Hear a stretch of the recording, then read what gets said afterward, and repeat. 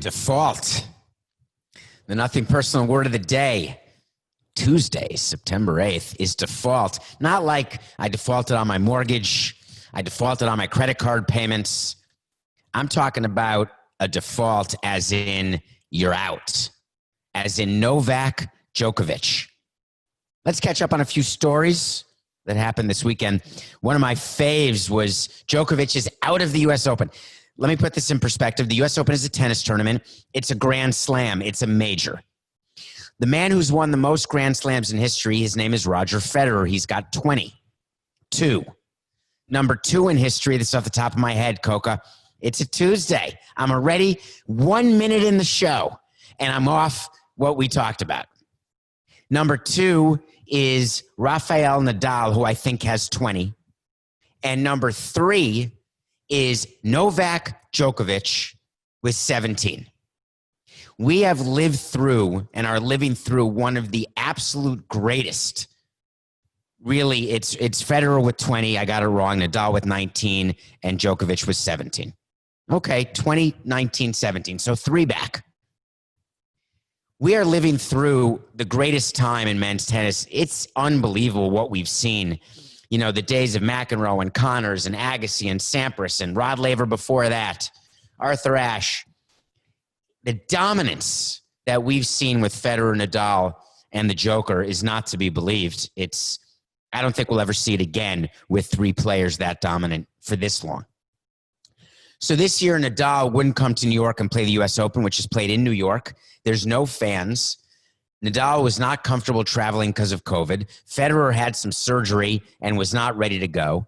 Djokovic was the absolute favorite to win his 18th Grand Slam and edge closer. And don't get me wrong, he's obsessed, who wouldn't be, with being the top money earner, the most Grand Slams, the most tournaments. This guy can play tennis. But he's gotten a bit of a bad rap. People don't like him. They tend to boo him. They love Federer. They love Nadal. And Djokovic just has never been a crowd favorite, which was not an issue because no fans this year. He got into some issues during the whole COVID pandemic break that tennis took when he had a party and then either he caught COVID or he had people at the party who got COVID, but he was being CI, COVID irresponsible. Then he talked about a bunch of other things that got him some negative attention, but he doesn't care. So he comes to the U.S. Open, and he is rolling. He is getting deep into the tournament. He takes a ball in the middle of a match. I think it was the 3rd round match this weekend.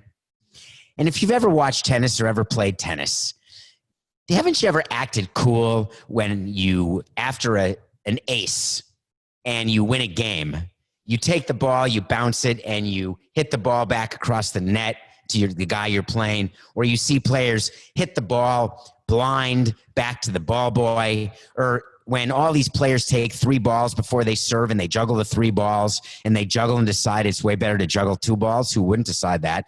And then they take the 3rd ball and they use the racket and they hit it back to the ball boy. We've seen this a million times.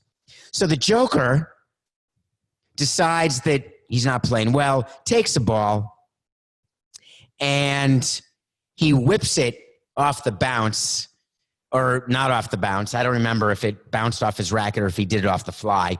And it hit the lineswoman who was next to the ball boy, like 2 feet away from the ball boy. And it hit her literally like a movie when you do the karate chop in the throat and the person goes down and they don't use special effects. It's like one of these kung fu moves Bruce Lee doesn't go, hi-ya, and right in the throat down. So this woman goes down. Djokovic realizes what he does, what happened, walks to her pretty quickly. The medical people come out. It's a whole hubbub of activity. So picture this. Djokovic is sitting over her. The medical people are out, some with masks, some without masks. No fans, no booing. It's total insanity. The next thing we hear is that Djokovic has been kicked out of the U.S. Open. They put him in default, not of the point, not of the game, not of the set, of the match, as in out of the tournament. His opportunity to build on his 27-0 record this year, gone. His opportunity to get his 18th Grand Slam, gone. And people, because it was Djokovic and they don't like him to start with, lost their minds on social media. Well, I watched the video, and I absolutely believe there was zero intent. So I knew that this was a topic we had to cover because, on Nothing Personal, we're obsessed with consequentialism because that's what I am. I'm a consequentialist. I don't really care about intent, but it was noteworthy that I didn't think Djokovic had intent. The rule is very clear in the United States Tennis Association that if you intentionally hit a ball dangerously or recklessly within the court with negligent disregard of consequences, the referee will default you. The USCA released a statement. The umpire, the referee they call him, it's not the guy in the chair who is calling balls and strikes. It's the guy that he comes out when there's a fight going on or where there's a major issue and he comes out of nowhere. That's the U.S. tournament referee. There's some rumors that the U.S. tournament referee did not even watch the video of what happened before he had to make his decision to default the Joker, Novak Djokovic. But the fact is, the rule is the rule. It doesn't matter whether you tried or didn't try to hit someone. If you intentionally hit a ball that turns out to be dangerous or is ruled to be reckless, you are defaulted. So Djokovic leaves the court. The media goes crazy. It doesn't seem like it was that big a deal, but it didn't matter. A rule's a rule. Now, the rule was made, the provenance of this rule was to protect people from what I think was a player taking his or her racket and whipping it. Like if you take your racket and whip it and it hits someone, or you take a ball and whip it in the stands, or you whip it at someone out of anger, where you're looking at the person and you whip it into a group of people and it hits a group of people. I'm not sure it was meant for the blind back tap, but the blind back tap is what he did, and the rule does not differentiate, and the consequence was he's done. And then he made it worse. He left the United States Tennis Center, Ash Stadium, and he didn't talk to the media. And when the media doesn't like you and you blow off the media, then you become a GOM, a grumpy old man. Novak's agent got a hold of him clearly because soon after he released a statement. He did it on his social media, but the statement was sort of a mea culpa and a cover-up. This whole situation has left me really sad and empty. That's not a great way to start your apology because we're not interested in how you feel. Right now, you should be apologizing for how you made someone else feel. Second sentence, he got to it. I checked on the lines person, and the tournament told me that thank God she's feeling okay, which means he didn't contact her. He contacted someone at the U.S. Open. So unintended, so wrong. As for the disqualification, I need to go back within and work on my disappointment and turn this all into a lesson for my growth and evolution as a player and human being. Blah, blah, blah. Statement rhetoric part 6. When people don't like you and you've got a temper and you do something, you get caught. You say, I'm going to be self-introspective. I'm going to really change. I'm going to be the best man I can be. And I promise the next time I get angry on a court, I'm going to grab that ball so hard and I'm going to squeeze it till I'm not angry anymore. And whenever I feel like hitting a ball, I'm not going to do that. I'm going to take deep breaths. I'm going to be like Roy Handy. Roy Handy? That's not right, Coca. Deep breaths with Roy Handley? Handley Ramirez? I think it's Roy... Something for Saturday Night Live, Coke, I can't remember. But I'm going to take really deep breaths. And it's all going to be good. He apologized to the U.S. Open tournament and everyone associated for my behavior. I'm very grateful to my team and family for being my rock support. Here's one other thing that I would say when you're doing statements where you're thanking people for support and you're thanking people for everything that happens. Mention family first and then team, because team means like your agent and your coach and like your sparring partner. Anyway, default is the word of the day. Djokovic is gone from the U.S. Open. How many people, raise your hand if you care about the U.S. Open right now? Raise it. Yeah, me neither. Okay. I got to talk about something that happened on Thursday. That is 5 days ago. Coke and I, on Nothing Personal, we have a system.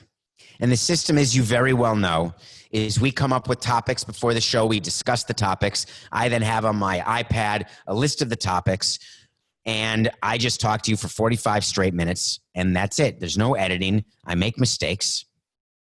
And then we fix the mistakes. Or you'll tell me about the mistakes as a listener or a viewer. And I'll fix it if I'm wrong, when I'm wrong, because I am wrong. Also, during the course of the show, of the taping, this show gets released, let's say, in the early afternoon. We try to tape it late morning, early afternoon each day. Sometimes there's breaking news that happens. And then on a fly, I'll get the breaking news, I'll report it, and I'll comment on it. And I will give you my view of what happened. And it's real time. The danger of having a microphone and in being willing to open yourself up to doing real-time commentary, because you've got loyal listeners and it's a growing show, and I promise you always what you're going to get every day, so I'm going to deliver it for you, and I'm going to keep going. The problem is, and it's not your problem, it's my problem, every once in a while I'm going to get it wrong. Every once in a while I'm going to report on a story that I don't have time to properly vet, that Coke and I have not had time to properly discuss, but it's important enough and breaking newsy enough that I'm going to mention it. And people will accuse me of being political in my decisions to do that, and they'd be 100% wrong. When I give you breaking news that has nothing to do with something, my political views, this show is never about my political views. It's about a commentary of what's going on in our world on and off the field. So when I got information during the show that the medical director for Penn State, Dr. Sebastianelli, had discovered that between 30 and 35% of Penn State athletes who had already tested positive for COVID were showing signs of myocarditis, that needed to be reported as college football was beginning.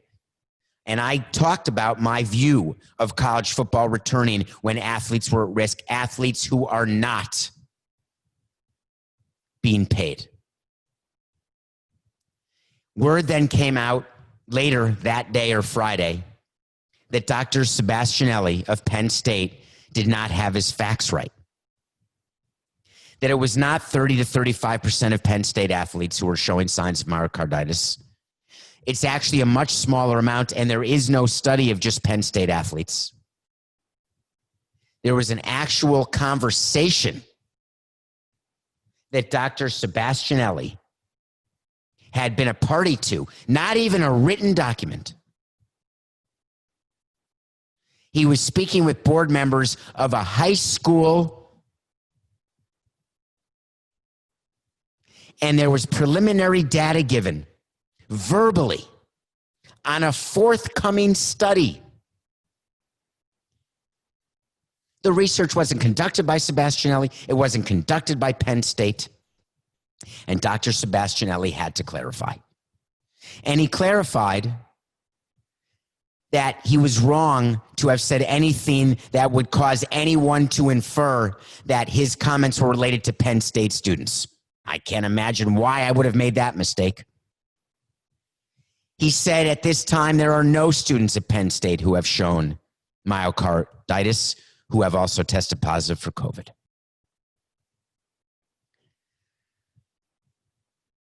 COVID has become so political, where if you wear a mask, you're a Democrat. If you don't, you're a Republican, which is ridiculous. That somehow there are members in the media who want sports not to happen, who make their living. I don't make my living from the sports on the field. Whether there's sports happening or not, I've got enough content with you between me and Coca. We can give you 45 minutes a day, every day, from now until a cow jumps over the moon.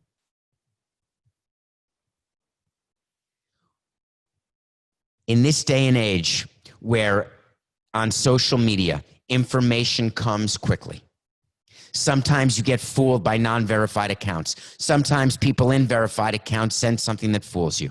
Sometimes there's something called confirmation bias, a concept we talk about a lot on this show, where you believe something, you then see something, whether that thing is true or not, you interpret that to help bolster your case of what you already believed to be true before you looked at this other event.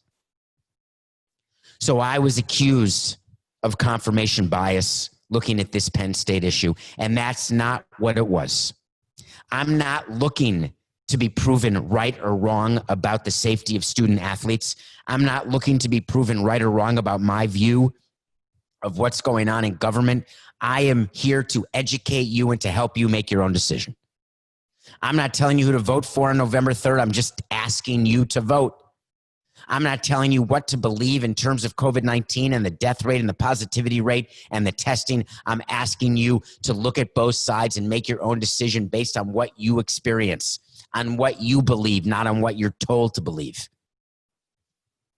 And to the extent that I was a part of the problem on Thursday, that is my fault. That is something that happens when you do what we do for a living here at CBS and with Nothing Personal. I'm not going to stop doing it, and I'm also not going to shy away.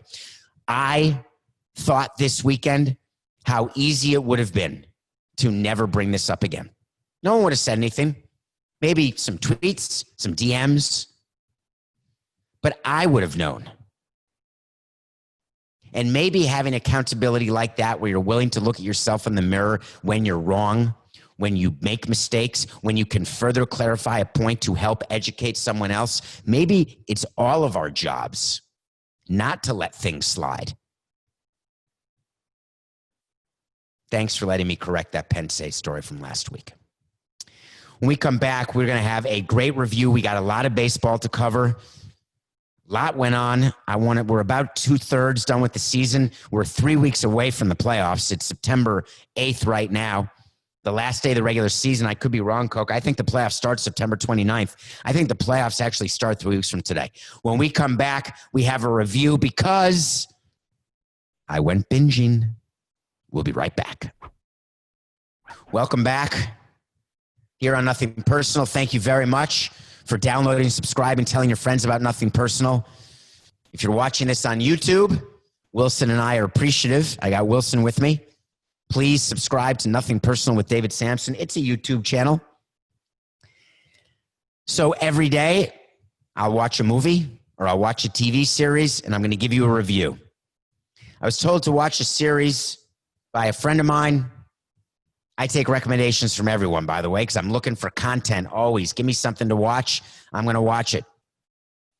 It's a show that I'd never heard of, produced and written by one of my favorite directors, producers, writers. His name is Judd Apatow. He's the one who did Knocked Up, 40-Year-Old Virgin.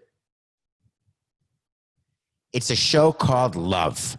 3 seasons, 34 episodes, roughly 30 minutes an episode. That's 17 hours. It was from 2016 to 2018. It stars Gillian Jacobs and Paul Rust. You may have seen Paul Rust in Inglourious Bastards. Paul Rust created this with Judd Apatow, wrote it. You may have seen Gillian Jacobs in another show. I'd never seen her before.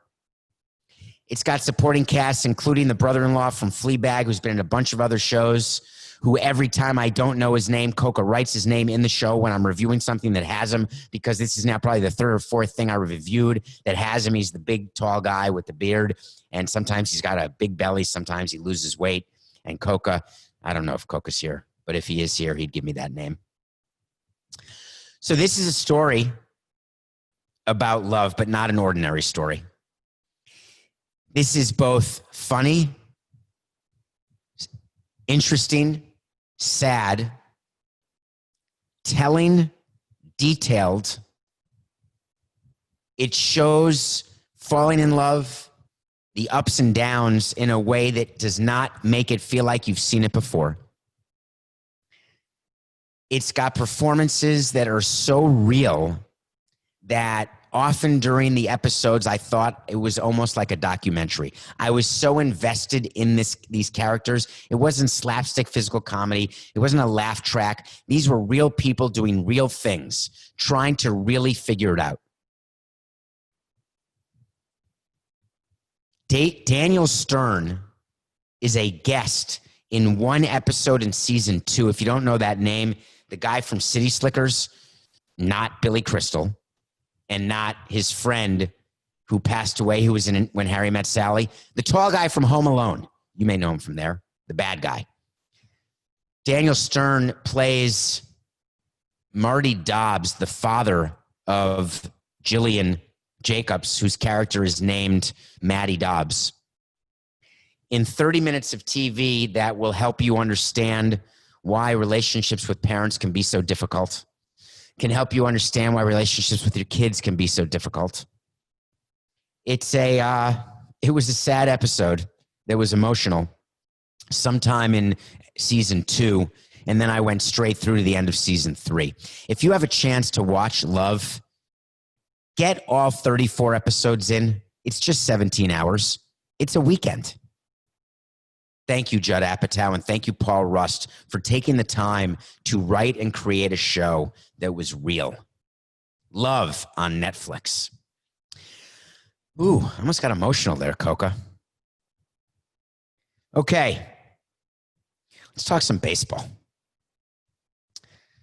So, yes, his name is Brett Gelman. Coca, you're a little late. I love when Coca does this. I'm on to the next topic. Coca gets in my ear with a name and wants me to go back to it and gets upset when he does work that I don't acknowledge on the show because I had already moved on it. And he's got like 29 different windows open. He's producing the show. He's listening to the show. He's thinking and looking for other news that's breaking. I get that he's busy, but part of the show is that I forget stuff and I need him. You're my rock, Matt. All right, let's get to some baseball. Any Yankee fans out there? We are New York. We are the New York Knicks.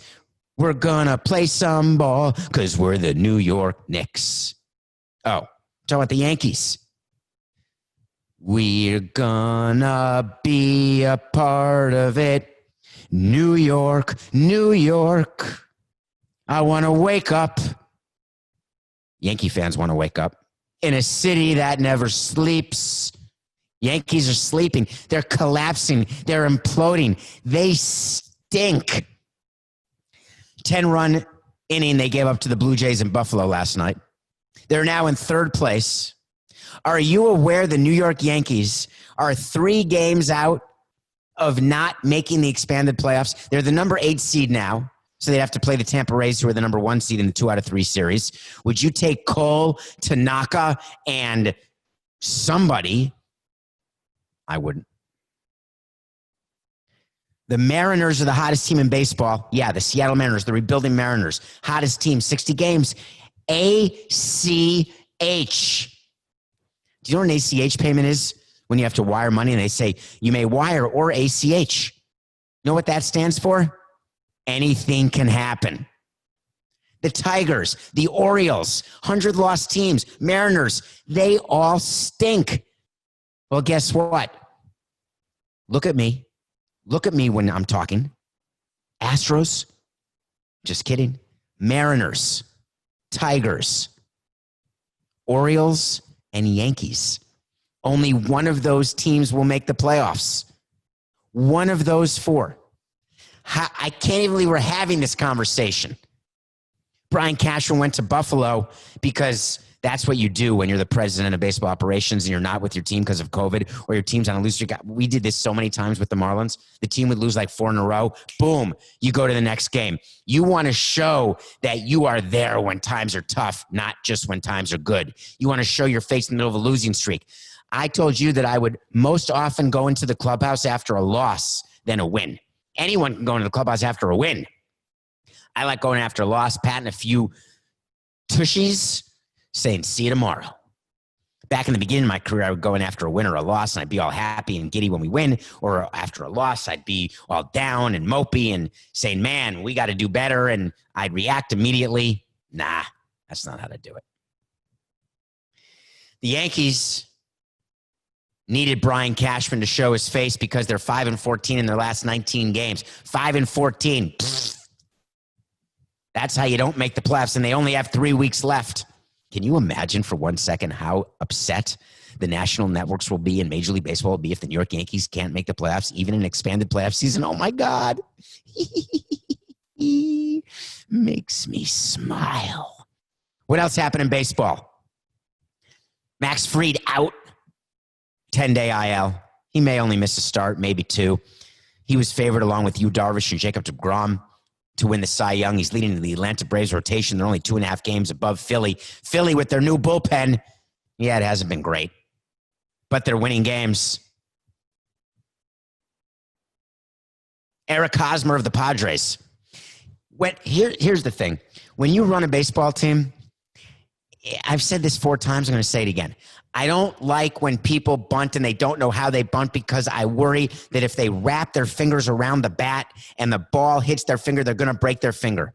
The San Diego Padres are trying to make the playoffs after a historic drought. Not that historic, but since 2006, I think. Eric Hosmer, that highly paid guy who they signed, free agent from the Royals after winning the World Series with the Royals in 15 or 16. And then he signed with the Padres, that huge deal that's been an absolute disaster. They were trying to move him, trying to move Will Myers, but then they signed Machado and doubled down and said, let's keep everyone. And we've got Tatis, and now we're going to trade for Mike Clevenger and just see what happens. Well, Eric Hosmer, broken finger from bunting. The ball hit his finger. This is when you miss at least 2 weeks. They're calling it 2 to 6 weeks, take the over. But by the way, that's a big loss. Now they can just slot Mitch Moreland in, that guy they acquired at the deadline from the Red Sox, and instead of DH, and he can play first base, blah, blah, blah. There's plenty they can do. But it's so tenuous when you run a sports team because injuries happen and they stink. Other note from the weekend was the complaining. I love when players complain. It's my favorite thing in the world. Javy Baez of the Cubs. Coca, do you have the sound on your soundboard of this? Do you have like the baby cry sound that you could just press like a button and then all of a sudden you hear it? Okay, so I'm going to do it. Ready? Javy Baez, he's hitting below the Mendoza line. Do you know what the Mendoza line is? That's when you're hitting 200. It's very strange. You have 10 at-bats. You get 2 hits, you stink. You get 3 hits, you're in the Hall of Fame. It's 1 extra hit. But when you hit below 200, that's called the Mendoza line after a player. I think his name was Mario Mendoza, and he was famous for not having a good bat. He always had low batting averages. Wouldn't that stink? Like, I always felt badly for Tommy John. Do you know Tommy John is an actual pitcher who pitched for the Yankees among like 10 other teams and had surgery to replace his ulnar collateral ligament? And it was just called surgery to replace your ulnar collateral ligament. And then he had it. And then they called it the Tommy John surgery. Tommy John's a guy, an actual pitcher. Like when that's your second line of your obituary, my guess is that'll be his first. He's still alive, thank God, but I think that'll be his first line. So Javy Baez, and then by the way, Mendoza, I don't know if he's alive or dead, but when he dies, I believe that Mendoza, first paragraph of the obituary has to be the Mendoza line. I think.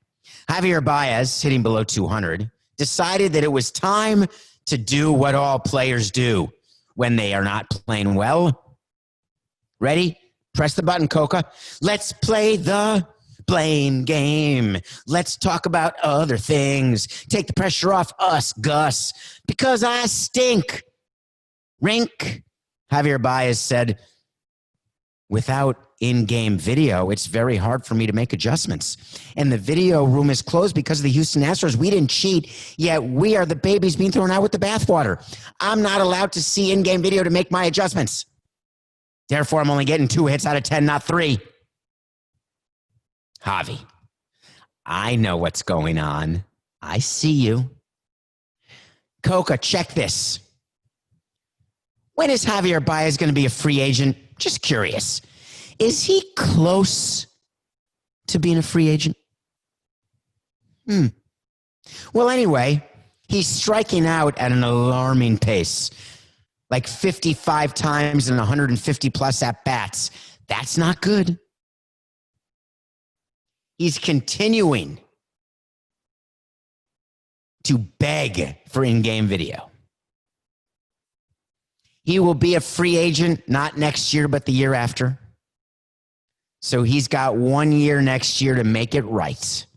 Javy Baez, stop whining like a baby before I smack your tushy. Boom. What else happened in baseball? Ooh, this was a good one. Okay, but this is a segment, actually, Coca. Let's do this. You know what I want? I want to talk to Samson. I want to talk to Samson. I can't imitate that laugh very well. I sound like Glenda. I sound like Idina Menzel. Anyone catch that reference? It's sort of funny, actually. So you want to talk to Samson? Follow me on Twitter, David P. Samson. If you're so inclined, get into my public DMs.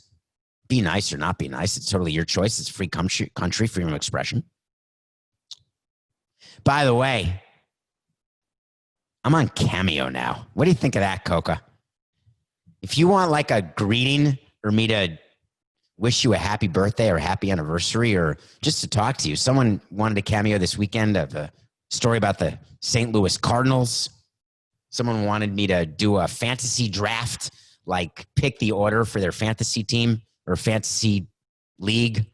Someone wanted like anniversary. I'll do anything. I have fun with it. Check it out. It's fun. But so you want to talk to Samson as part of a movie called Half Baked. Get in there, ask a question when it's a funny question or an interesting question or a topical question or a trending question or just one that may catch my fancy just a wee little bit. It may make the show. Here's one. Can you explain what happened to Mike Rizzo this weekend? Were you ever thrown out of a game when you were president? Any good umpire stories? Those are good questions. Who saw it this weekend? Cowboy Joe West. Yeah, Joe West, the umpire, he's terrible. Not as bad as Angel Hernandez. He's not a good umpire. He's a total egomaniac. Baseball's been trying to get rid of him for as long as I can remember. He's the guy who never goes away. They prayed to God he would opt out of this year because of COVID. He said, forget it. Opt out. I got a record to make. He wants to umpire the most games in history. He's been around forever. Go to like forever and then go 2 weeks after that. That's how long Jersey Joe West has been around. Or Cowboy Joe West. I don't think it's Jersey Joe. Anyway, this weekend, he was doing a game between the Nationals and it could be the Braves, but I could be wrong. But that's a good guess because they're in the same division. All of a sudden, Joe West looks into the crowd. By the way, all there are cutouts in the crowd. Looks into the crowd and ejects somebody. Everyone said, "What? Who are you ejecting? What's going on?" And then the camera goes to Mike Rizzo, the newly extended president of baseball operations for the Washington Nationals, the defending champion Washington Nationals, who are having an absolute terrible year. They were my pick. Believe me, I'd like to forget about this, talking about accountability from getting the show. I'd like you never to remember the fact that I said the Nationals in the World Series. So I'm going to talk about it really quickly and then never mention it again. Of course I will when they don't. Mike Rizzo was in the GM suite, which is way above the field. Apparently, Rizzo was heckling Joe West. Now, we've all been upset at umpires. We've all yelled at umpires from the suite. Now, there was a time when people sitting next to the dugout, team representatives, have yelled at umpires and the umpires hear it. That's not good. When you're up in the suite, you can yell as loud as you want because even in Marlins Park with 5,000 people there, they're not going to hear you. So I'm not sure why we'd ever yell, but we would. What Mike Rizzo must have forgotten is that without fans, that noise that we hear when we're watching games, just a quick FYI, that noise is not in the ballpark. That is being pumped into your TV feed. So the ballparks are very, very quiet. So anytime anybody says anything, the umpires can hear it. And when the umpires hear it, they can eject you. So Mike Rizzo was on Joe West's case. Joe West ejects him. the announcers thought that it could have been because Mike Rizzo wasn't wearing a mask. And the rule is that if you're in the ballpark, you got to wear a mask. And I said to myself, there is no way that even Joe West was ejecting Mike Rizzo for not wearing a mask. I don't think Joe West could see Mike Rizzo not wearing a mask. And that's not a typical umpire has no eyes comment. That's just sort of life.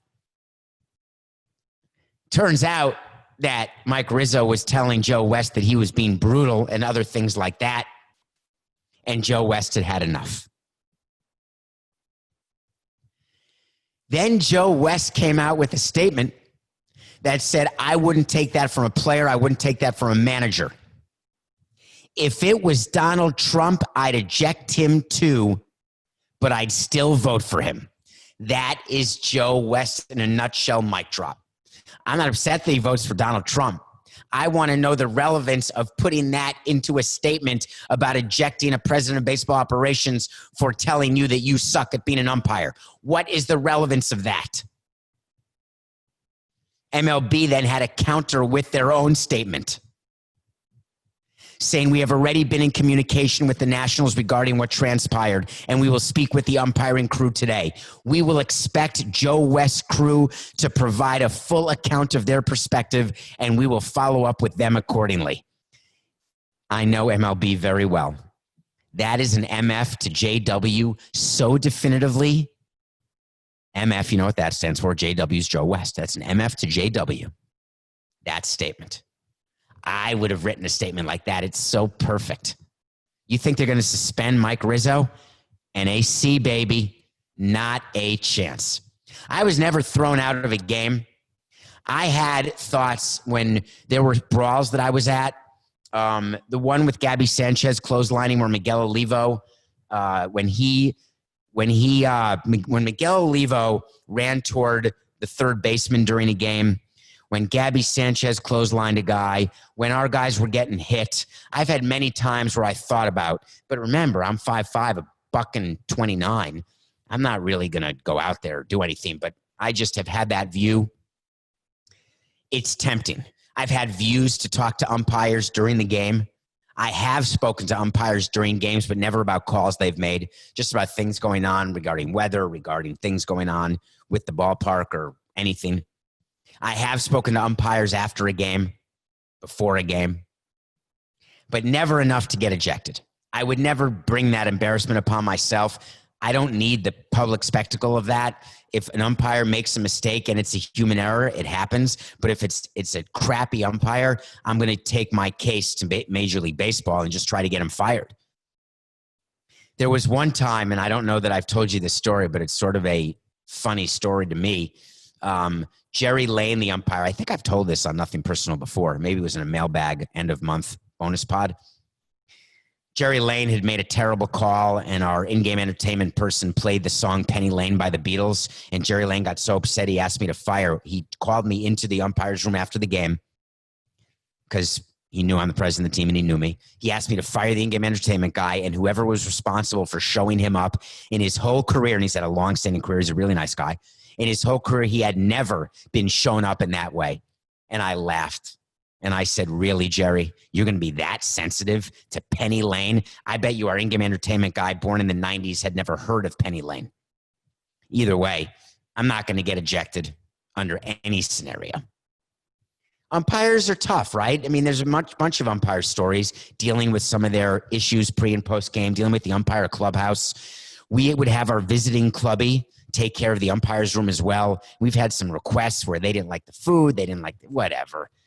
They're umpires. Thank you for that question. So you want to talk to Samson. Okay, it's gloat time on Nothing Personal right now. Okay, gloat time is the Nothing Personal pick of the day. We are 15-9. We told you, we gave you a bonus for last, Thursday night? We said the Raptors would beat the Celtics. They were -1 over the Celtics when they were down 2-0 in that series. And the Raptors won by 1. I don't know what the follow-up line was, but I'm going to take a push. The other game is we told you the Clippers would crush the Nuggets in Game 1 because the Nuggets would be hungover from their Game 7 series win over the Jazz. That was a slam dunk pick. Please tell me you did that. We won that. We're 15-9. I'm going to stay in the NBA as I told you I would until we lose. Big game today. The Milwaukee Bucks are down 3-1 to the Miami Heat. Miami Heat are a better team. Giannis sprained his ankle, out of game 4 in the second quarter, questionable for game 5, which is tonight, September 8th. Right now, the Bucks are underdogs to the Heat. I'm taking the Bucks. I'd say that Giannis does not play today, and they try with Middleton and Bledsoe and Lopez to squeeze one more win, and then Giannis tries to come back for a game 6 and 7. The Bucks, who have not won a championship since 1971 with Kareem Abdul-Jabbar. This was their best opportunity with Giannis becoming a free agent, I think, after next season. They were so good at home. This bubble has crushed them. They just haven't looked good. I think the Heat really do have the better team here. But today, to get 3 points, I'm taking the points. This is not me hating on the Heat because I'm actually rooting. I don't know who I can't lose. I love the Heat, and I want the Bucks to win a championship again for my friends in Milwaukee. But I'm going to go with the Bucks. Okay. Let's finish up on Messi. We got to talk Messi, Coke. It'll be quick. See what happened over the weekend? Messi announced that he was staying in Barcelona for another season. Remember the story that we told about Messi, that there was a posting fee or a transfer fee of 700 million euro, about $800+ million, and that he decided he didn't want to play for Barcelona, and there was a thought that he'd go to Manchester City, but Manchester City was never going to pay that transfer fee, and he was saying that he can get out of his Barcelona deal without any transfer fee because he's allowed every June to get out of his contract. But it's not June, but he thought that the contract would toll because of the shutdown, because of COVID.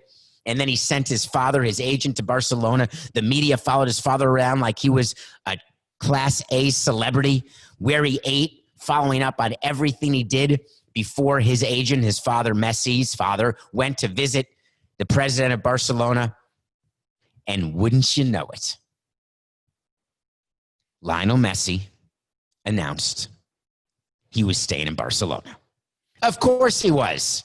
Man City's not going to pay $700 million to get him and then pay him what he wants. You stay for another year, you plug your nose, you're miserable, and then you get to opt out of your deal next June and you go to Man City for no transfer fee at all. Why wouldn't Barcelona try to cut a deal with Manchester City for half that amount? Because Manchester City's going to wait another year and pay zero. Or Messi's going to say he's not interested in leaving. He's going to take his annual pay because he doesn't get that fee, play the year, and then be on his way. This was always going to happen. So why is it that Messi needs to call out management? What's the purpose of that? He said, I wasn't happy and I wanted to leave. I have not been allowed this in any way, and I will stay at the club as not to get into a legal dispute. The management of the club is a disaster. Is that really a good way to go into spring training with your team? If I'm the president of that club, I'm calling him. I don't care if he's Lionel Messi. I'm not scared of you. Yeah, we sell a lot of your jerseys. Yes, you're a god in Camp Nou where we make a lot of money with doing tours of the stadium in Barcelona. But I'm not going to take that from anybody, superstar or not, greatest player in the world or not, most popular player in the world or not. You can't call me out publicly. Who do you think you are? I'm calling you in, and if I have the rules behind me, I'm suspending you without pay. I'll play a match without you. I want to show that we can win without you, or at least compete. Yeah, we probably can't. As a president of an organization, even Barcelona, you cannot let a player, even Messi, get the best of you publicly. Because once every player sees that happens with your superstar, you've lost your team. You've lost your clubhouse. You've lost your locker. You've lost your sponsors. You've lost your fans. because people will assume that you don't have the power necessary to build a winner around the superstars that you have. And that's what people want. They want the winner. And Barcelona hasn't won. Has their management been a disaster? Sure. Let's say it has. That does not give any excuse. You know what would be really funny? Is if the owners of Barcelona are so star-driven and so nervous about upsetting Messi that they choose to fire the president and side with Messi. And then Messi leaves anyway. How's that for a wait? I'll give you a wait to see. They can fire the president. They can fire everyone they want. They can get rid of the owner. They can sell the team. Messi's last year in Barcelona is this year. Let's do that, Coca. Messi will not be on Barcelona after this year. Hard stop. You know why. From Messi's standpoint, it's definitely business. It's nothing personal.